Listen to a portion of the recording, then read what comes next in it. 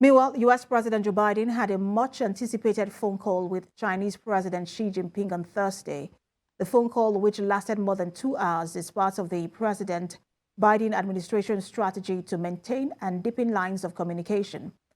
According to a statement released by the White House, the two leaders discussed a range of issues important to the bilateral relationship and other regional and global issues, and tasked their teams to continue following up on the conversation.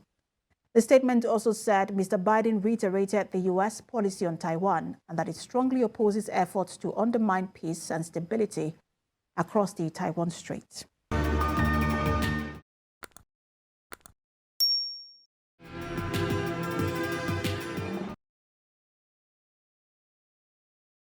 In the early morning hours on Friday, Taiwan's military began their last day of KUANG drills at the Taipei SONGSHAN airport. The joint anti-aircraft exercise saw troops conducting counterattack drills, simulating instances of enemy forces attempting to take down the airport. The Army also sent in V-150 armored personnel carriers to defend the base and was supported by the military police. The drills also had the military police use CM-34 Cloud Leopard infantry fighting vehicle to cover for the base troops and defend them against possible assault.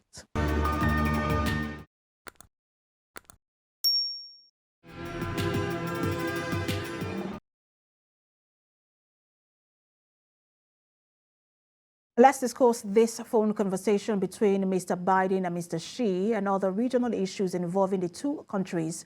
Global Affairs analyst Kunle Falowo joins me from Indianapolis via Skype. Good to have you join us. Thanks for having me.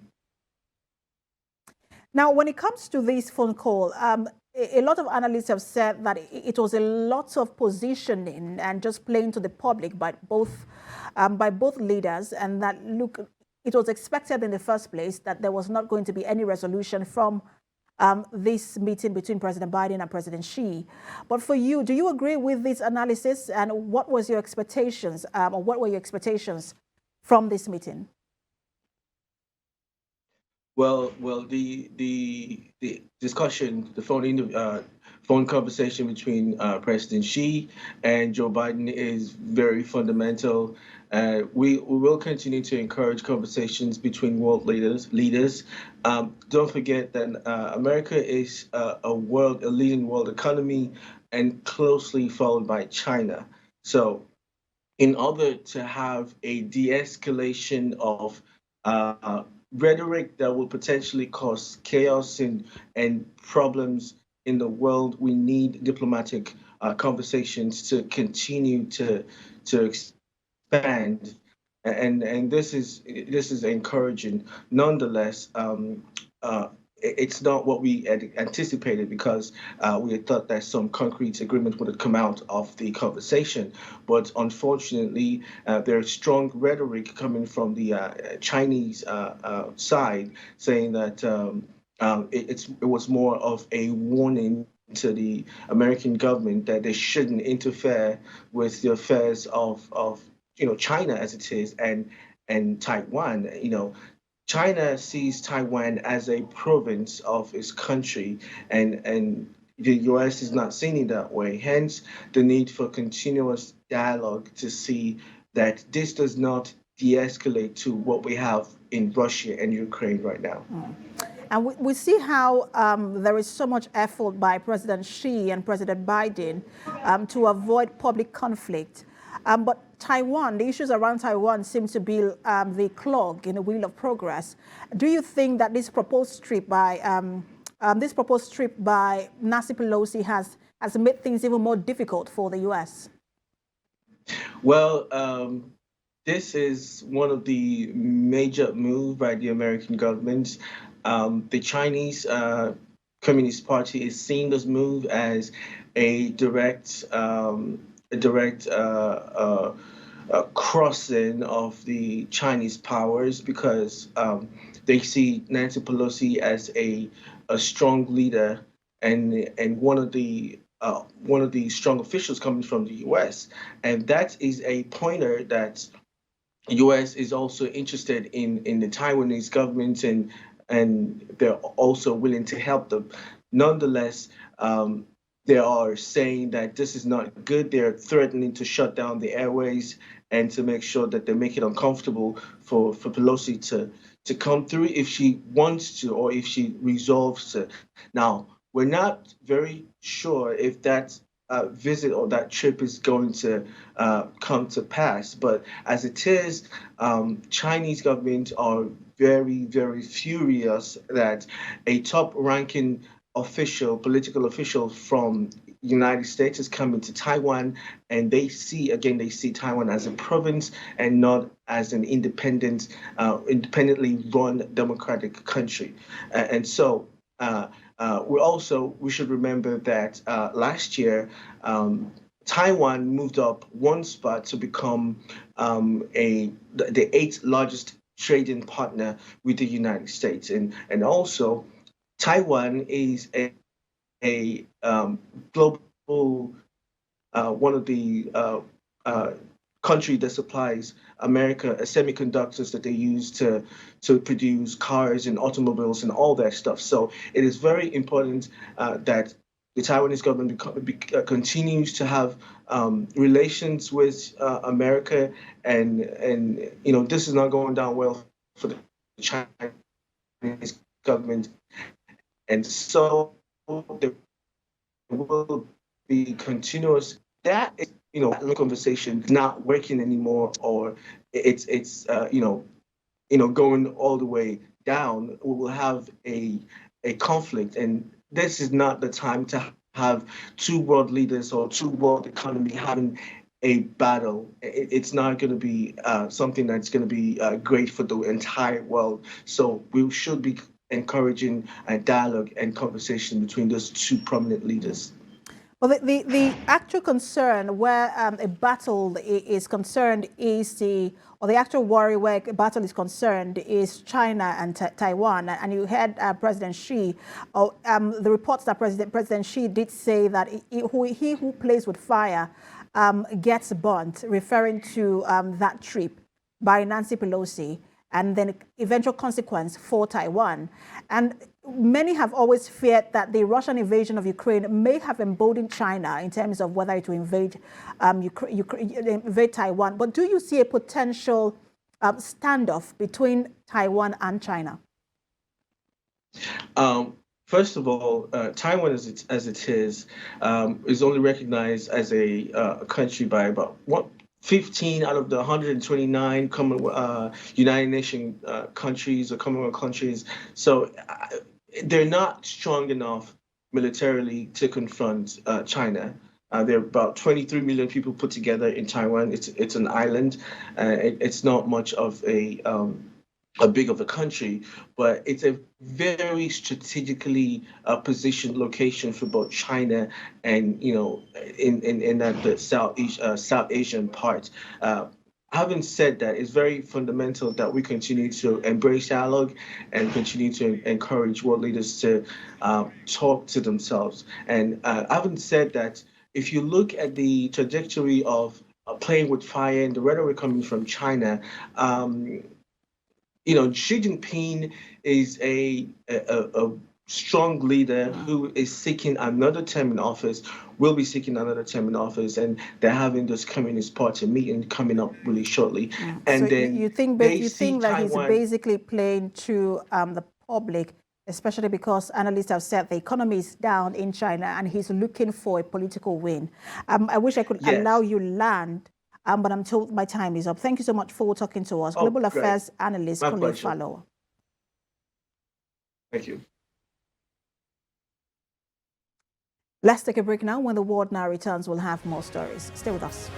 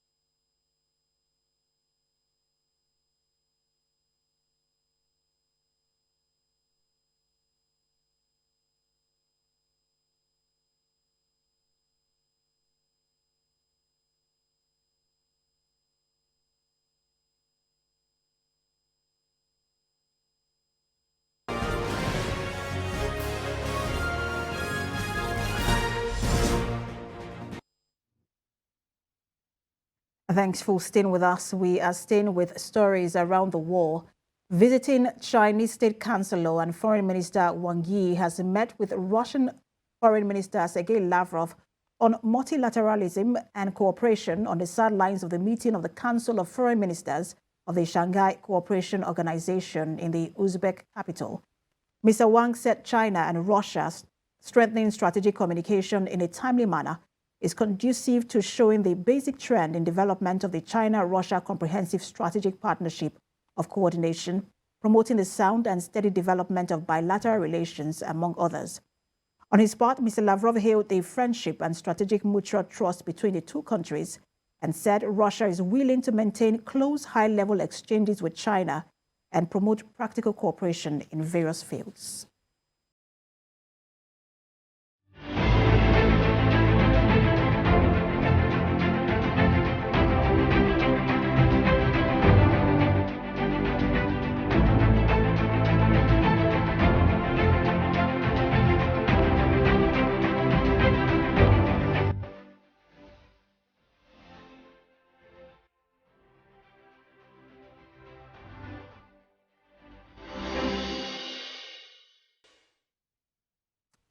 Let's turn to Pakistan, where floods caused by monsoon rains have killed at least 110 people and injured scores of others in the Balochistan province of that country. Rescuers and soldiers are using boats and helicopters to rescue people stranded in flooded villages in Lasbela, the district devastated by heavy rains since June, and other areas affected by the floods. Local authorities say more than 200 villagers in the area had been evacuated to safe places by Thursday. The Pakistani military has so far dispatched 2 helicopters to help with the rescue work in the flood-stricken villages. According to the Meteorological Authority, the rescue operation is facing formidable challenges as heavy rains continue to ravage many parts of Pakistan in the next few days.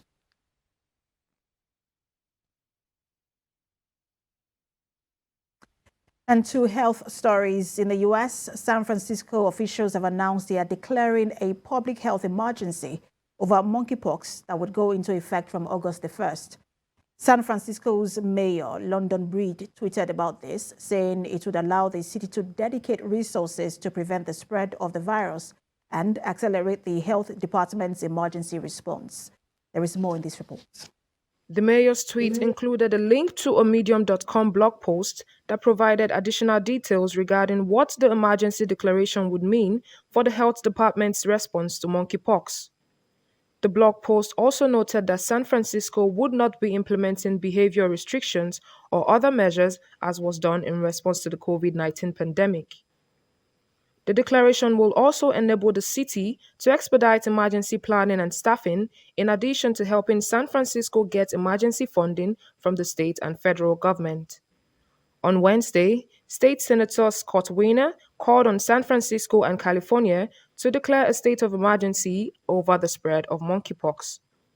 Breed, Wiener, and other city officials held a briefing early Thursday evening to give an update on the city's monkeypox response and to talk about the low supply of vaccines available, saying San Francisco needs 70,000 doses of the vaccines to keep up with the growing demand. We are here because we, as the city and county of San Francisco, officially are declaring a state of emergency for a public health crisis in San Francisco involving monkeypox.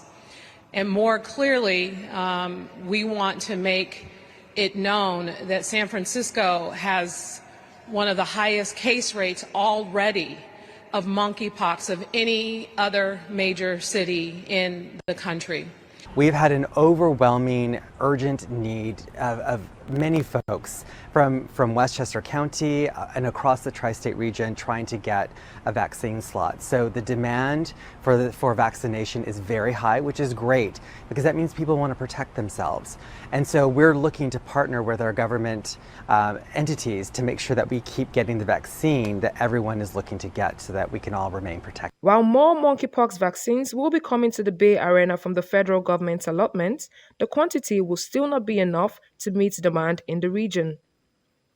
Nearly 800,000 doses of the monkeypox vaccine will soon be available for distribution, U.S. health regulators said on Wednesday. The announcement came amid growing criticism that authorities have been slow in deploying the vaccine, potentially missing the window to contain what could soon become an entrenched infectious disease. And in Mexico, authorities say nearly 100 migrants traveling in a truck were found abandoned in that country 1 month after dozens of people died in similar conditions in the United States. The migrants were discovered on a highway in the eastern state of Veracruz. Authorities said the vehicle was headed for the U.S. border. Civil Protection Authorities said that 98 undocumented foreigners were found at the site, including several children. Around 100 more were believed to have fled, and witnesses told Mexican media. And now to Argentina, where thousands of people demonstrated in Buenos Aires demanding a universal salary in the crisis-ridden country. Protesters congregated outside the presidential palace where center-left President Alberto Fernandez was meeting his economy minister Silvina Batakis, as rumors abound that a cabinet reshuffle is in the works. Meanwhile, President Alberto Fernandez has decided to unify all economic areas of his cabinet under Sergio Massa, the government announced, for better functioning, coordination, and management.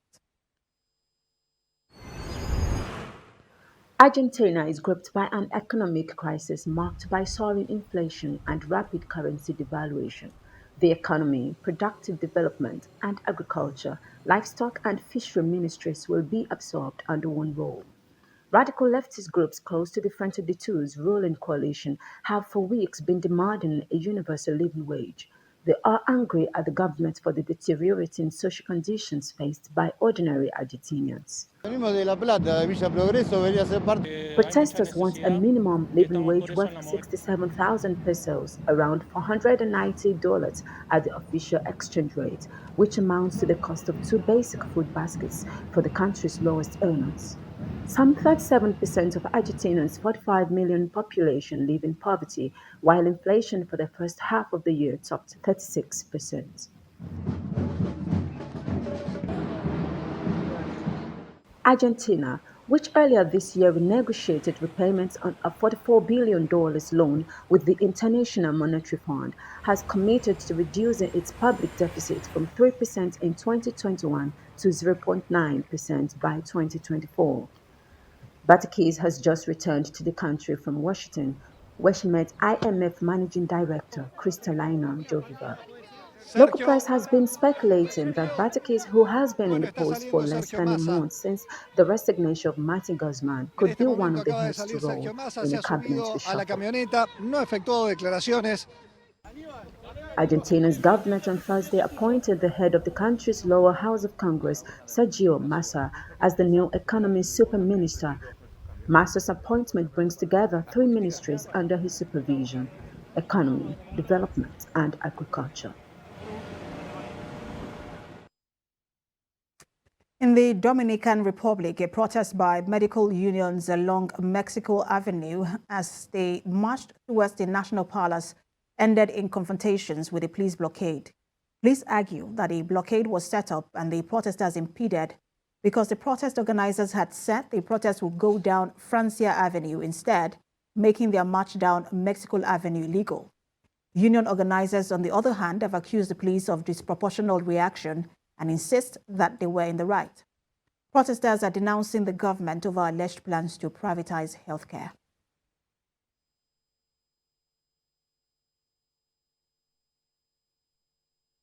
That's the news this hour. We'll have more updates at 4. Thanks for watching.